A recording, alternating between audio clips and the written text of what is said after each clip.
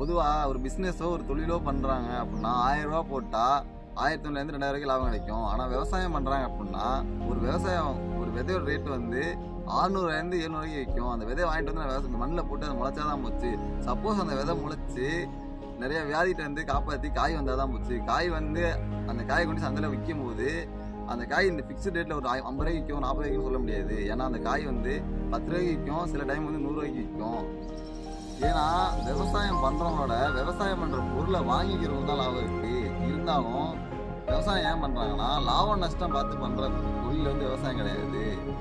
என்னதான் விவசாயத்தில் நஷ்டமே வந்தாலும் அவங்க லாபம் வரலையே அப்படின்னு சொல்லிட்டு விவசாயத்தை ஒருபோதும் கைவிடல. அவங்க பண்ணுற விவசாயத்தை ஒருபோதும் சோர்ந்து போய் கைவிடுவதில்லை. உங்களால் முடிஞ்ச ஒரு ஹெல்ப்னா எங்களுக்கு கை கொடுங்க, அது எங்களுக்கு போதும்.